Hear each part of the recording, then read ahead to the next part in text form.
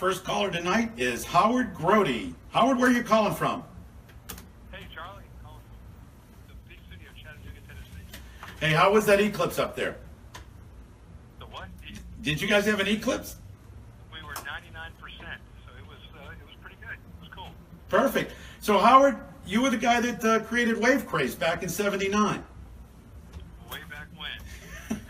My hair was black. And I had more of it. So, fill us in, that era, 1979, Tulane's winning in the Dome. I mean, it's packing the Dome. That's like outrageous to think of the size of those crowds. It was crazy. It was a great year. Rock Hunters was our starting QB. We were 9-2, and it was a lot of fun to watch. To watch us play. And I was a sports writer for an upstart Tulane newspaper called the Tulane Torch. And I don't know, there was a guy named Frank Spalitta who started the paper. I guess he was trying to make a rivalry with the main school newspaper, and somehow I got roped into it. And I'm writing for the paper, and I had some meetings with Larry Smith, our head coach, and he had said to me, look, he said, Howard, we need a slogan. Southern Miss has got Eagle Fever, and SMU has Mustang Mania, yeah. It was big then. That's when they had Craig James and Eric Dickerson. Oh, he went pro with the Rams, right? They both went. So he said we need a slogan. So I went back to my fraternity house, and I pulled up my thesaurus, and I started looking up wave and started looking up things that rhyme with wave. So I came up with Wave Crave and Wave Craze. And then I go to meet Larry Smith, and he put down a notepad, and I wish I had that paper. I had it for a while. So he came up with one as well. He came up with Wave Winsteria. Winsteria. Glad you won, Howard. I'm glad you won out, Larry.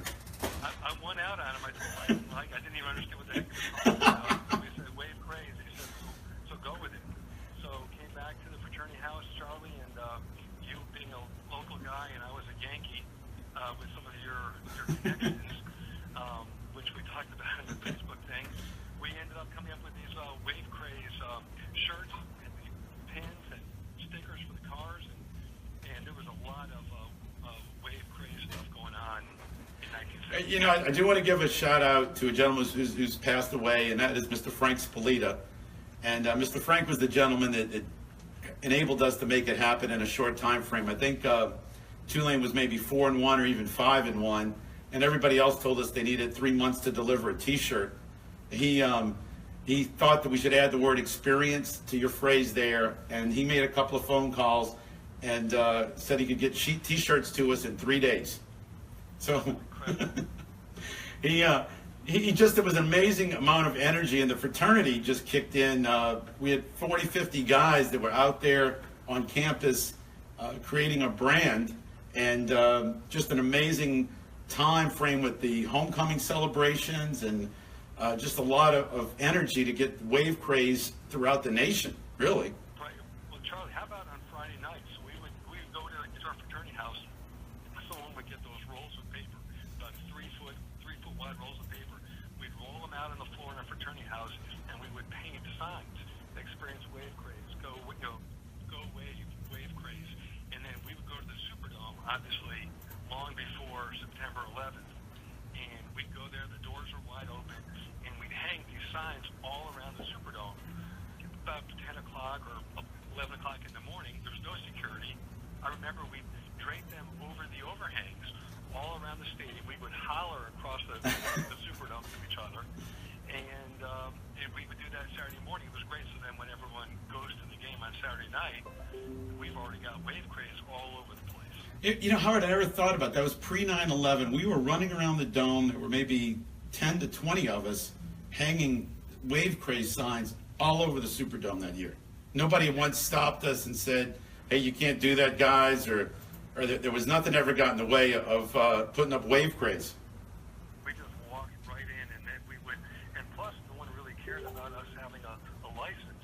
So we had the shirts and the pins, and we would just camp out in front of the entrances at the Superdome and hawk our way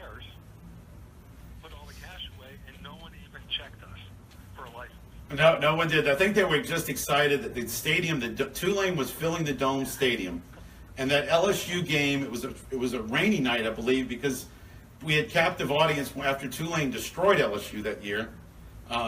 It was just big. It was in going up to the Liberty Bowl. I think that game. Hold on. I think that game was 48-7. We beat the Tigers. Yes. Who was the running back? Howard. I think wasn't there a running back that had a phenomenal game that besides Rock. I mean, but they had Eddie Murray kicking field goals, but there was one or two running backs that were just phenomenal. Was Reginelli? Yes, Reginelli. That's it. Yes, and it. The freshman, I know he had a big run on a screenplay that I think we beat LSU in Baton Rouge in 92, probably 82 rather. And I remember Mike McKay threw a screen pass to Reggie. And we won. That was the game winner. But I don't know if Reggie was a big player in '79. That was his freshman year. No, you're right. So Howard, right now, those guys from that team are still tailgating. And if you go to campus right now, this homecoming was a great homecoming. I mean, what's the story with those guys staying together so tight? WGSL. It was kind of surprising when I was walking up to our tent. No, Charles was calling and that right next to ours was a tent that no, he just had a prior engagement. had some treats that experienced Wave Craze with our old logo on it. All right. And I walked in there and asked whose tent it was, and it turned out it was Tommy Hightower's tent.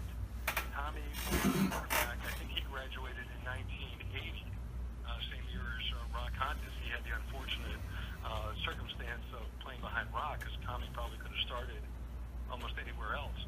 But so I chatted with Tommy. He knew me from back then. Vince Spinella was there at that tent. Vince probably graduated maybe 83 or 84. Mike Wood was a kicker. I didn't know Mike, but he was there. But I knew Vince, and they were all cracking up. I have no idea, Charlie, why they have the Wave Craze sign everywhere. It was really cool. But wait, I got to tell you one story though. Please. You remember? I think it was maybe 1980. We were still good, and we came up with these handkerchiefs. Yes, absolutely. Yep, we didn't print many of them. They were nice green. I still have one, and it's framed in my office here in Chattanooga, and it had the official Angry Wave, and it said Tulane Green Wave around it. And we were punks in college. We didn't know anything about having a business license or anything else, or what is property of the university. So we had those nice handkerchiefs out, and then I get a phone call from the athletic department's office. They want to see me. You remember this? I do not. I don't remember the handkerchief, but I didn't know you got a call. So I got a call to come in there because they found out it was me, and they sit me down and they pulled out one of those nice green hankies and they said, "Is this from you?" And I said, "Yeah." And they said, "How many did you make?" And I said, "Not many." We didn't have any money. I think we made about 40 of them. That was it. They printed 40 or 50. And he said, "See that Angry Wave logo?" I said, "Yeah." He goes, "That's ours.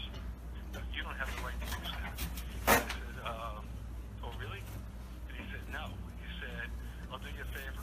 Sell what you have, but don't make any more." I came back to you and said, "Call Mr. Frank. You can't make any more. We violated the law of the university." I remember that, and it's all who you talk to, because I think earlier on there was somebody at the athletic department that appreciated what we were trying to do and said, "Go for it." So you get a yes from one hand and a no from, I guess, the accounting department. Yeah. I don't think Coach Smith. I think Coach Smith had already moved on by then.